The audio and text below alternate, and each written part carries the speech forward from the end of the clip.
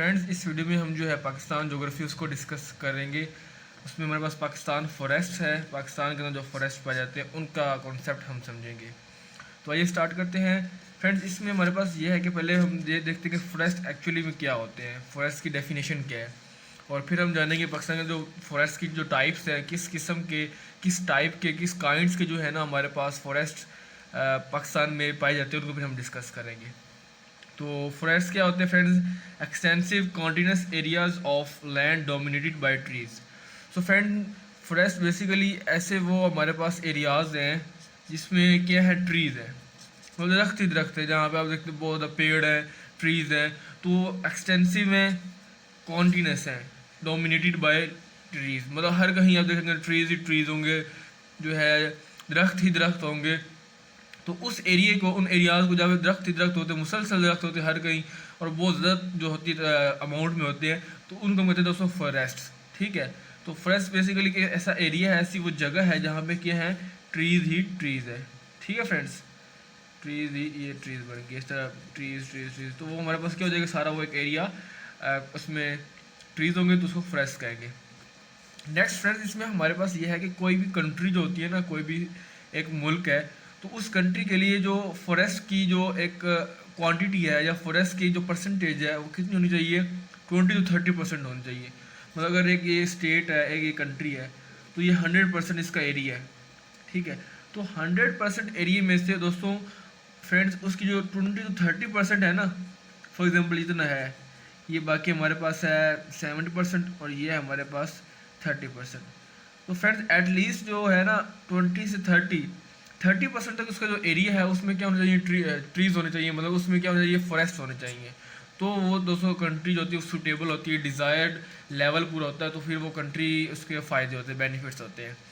तो ये एक क्राइटेरिया है कि एक कंट्री की जो लैंड है, जो उसका एरिया है, उसमें कितना फॉरेस्ट होना चाहिए, 20 to 30%।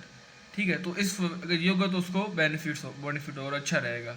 बट अनफॉर्चुनेटली जो पाकिस्तान है उसके हम देखें तो वहाँ पे क्या है, सिर्फ 4.8% तक या 5% लगा लें, यहाँ इतने एरिया में सिर्फ फॉरेस्ट है, बाकी एरिया में फॉरेस्ट नहीं है।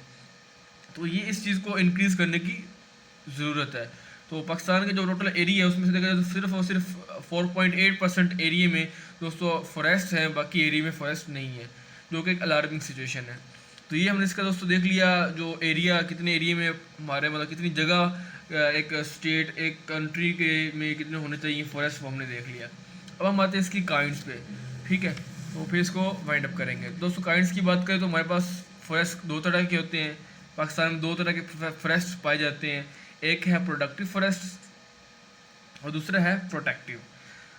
दोस्तों नेम से ही इंडिकेट कर रहा है, नेम से ही इलिस्ट्रेट है, प्रोडक्टिव फॉरेस्ट को जो प्रोडक्शन करेंगे, जो प्रोडक्टिव होंगे। ठीक है, तो ये होते हैं नेचुरल फॉरेस्ट, जो खुद ब खुद होते हैं, मतलब उनको उगाया नहीं जाता, लगाया नहीं जाता, बल्कि ये नेचुरल फॉरेस्ट होते हैं, कुदरती तौर पे, नेचुरली तौर पे ये ज़मीन से बनते हैं। तो ये आपके नेचुरल फॉरेस्ट हैं प्रोडक्टिव। दूसरे हमारे पास क्या है, प्रोटेक्टिव। और नेक्स्ट क्या है, ग्रेटर कमर्शियल वैल्यू, इनकी कमर्शियल वैल्यू बहुत ज़्यादा है, मतलब इकोनॉमी के काफ़ी ये हेल्पफुल होते हैं, इनकी वैल्यू बहुत ज़्यादा है। क्यों? क्योंकि दोस्तों ये नेचुरल फॉरेस्ट है, तो यहाँ से डिफरेंट किस्म के जो प्रोडक्ट्स हैं और इनकी जो स्पीशीज़ होती हैं, जो इनकी लकड़ी में से चीज़ें निकाली जाती हैं, इंग्रेडिएंट्स, वो काफ़ी बेनिफिशियल होते हैं। Use for the extraction of timber, दोस्तों टिम्बर की जो एक्सट्रैक्शन है उसके लिए यूज़ होते हैं, मतलब टिम्बर एक तरह का वो उसमें जो होता है ना फॉरेस्ट में होता है, तो वो उसको वहाँ से निकाला जाता है ताकि फ़ायदा हो। तो एक्सट्रैक्शन जो है टिम्बर के लिए वो बेनिफिट है। अब आते हैं प्रोटेक्टिव फॉरेस्ट। ये क्या आते हैं, ये वो फॉरेस्ट होते हैं जो कि क्या होते हैं, प्लांट बाय पीपल, जो लोग प्लांट करते हैं। ठीक है, जो पीपल होते हैं वो प्लांटेड करते हैं, मतलब आर्टिफिशियल जिसको आप कह सकते हैं, जो फॉरेस्ट है उसको प्रोटेक्टिव फॉरेस्ट कहते हैं, मतलब ह्यूमन ने खुद ही प्लांट किए होते हैं। नेक्स्ट क्या है, planting along roads, parks and railways, मतलब ये रोड्स, पार्क्स और रेलवे लाइंस के अलोंग क्या होता है, प्लांट किए होते हैं। अब देखते हैं लीनियर फॉर्म में होते हैं, अब फॉरेस्ट में रहते हैं, एक लीनियर फॉर्म में जाते हैं, पैटर्न में होते हैं, तो ये आपके प्रोटेक्टिव होते हैं। जबकि ये प्रोडक्टिव जो होते हैं ये कोई पैटर्न इनका नहीं होता, ये लीनियर इस तरह नहीं होते, ये मतलब डिसकॉन्टिन्यूस फॉर्म में होते हैं, मतलब कॉन्टिन्यूस तो होते हैं लेकिन लीनियर फॉर्म में नहीं होते, स्ट्रक्चर वाइज नहीं होते। ठीक है, तो ये आपको नजर आएंगे रोड्स में, पार्क्स, ठीक है, ट्रीज जो लगे होंगे, तो वो हम कहेंगे प्रोटेक्टिव फॉरेस्ट। नेक्स्ट फ्रेंड्स इसमें हम देखें तो इनकी क्या है, लिटिल कमर्शियल वैल्यू। इसकी कमर्शियल वैल्यू क्या थी, ज़्यादा थी, और इसकी क्या है, कम है।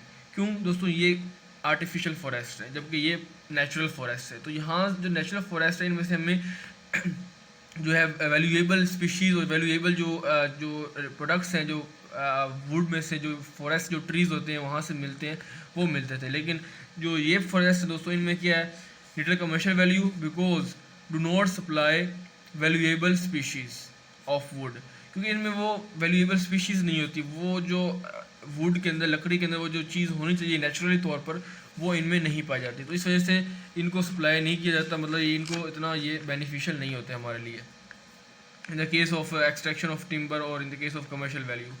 नेक्स्ट फ्रेंड, इसमें क्या है, इसका इनका मेन फंक्शन क्या है, प्रोटेक्टिव फॉरेस्ट का। तो नेम दोस्तों इंडिकेट कर रहा प्रोटेक्टिव, इनका मेन फंक्शन होगा प्रोटेक्ट करना, बचाना, ठीक है, सेव करना। किसको सेव करेंगे, सॉइल को, जो मिट्टी होगी जो ज़मीन में, तो ये उनको प्रोटेक्ट करते हैं। इनका जो मेन फंक्शन होता है, जो मेन काम होता है, वो ये होता है कि सॉइल को प्रोटेक्ट किया जाए। तो इनसे जो मिट्टी होती है फ्रेंड्स, जो ज़मीन में, उनको प्रोटेक्ट किया जाता है and prevent from eroding and blowing away. और इनका ये भी है कि जो मिट्टी है वो इरोड ना हो जाए, वो ख़राब ना हो जाए, एंड ब्लो अवे, वो मतलब मिट्टी जो है वो कम ना पड़ जाए, मतलब वो उड़ ना जाए। तो मिट्टी को पकड़ के रखना और उसको जो है मतलब प्रोटेक्ट करना, वो क्या है, इसका मेन फंक्शन है। इरोड ख़राब होने से और ब्लो से होने से बचाना, ये इसका जो होता है दोस्तों प्रोटेक्टिव का, फॉरेस्ट का मेन फंक्शन होता है। नेक्स्ट इसका जो बेनिफिट है वो क्या है, keep the environment pleasant by lowering the temperature and providing the shade. मतलब ये इन्वायरमेंट को प्लेजेंट रखते हैं, खुशगवार, काफ़ी अच्छा आपका इन्वायरमेंट हो जाता है जब ट्रीज़ होते हैं, सीनरी होती है, ग्रीनरी होती है, तो इन्वायरमेंट काफ़ी आपका जो है माहौल प्लेजेंट हो जाता है। और इससे क्या होता है, टेम्परेचर कम हो जाता है, मतलब ये टेम्परेचर को कम करते हैं trees. And providing the shade, और जो है शेड भी प्रोवाइड करते हैं, छाँव भी देते हैं, लोग इन छाँव के नीचे बैठते हैं। तो इस तरह का करके दोस्तों जो टेम्परेचर होता है उनमें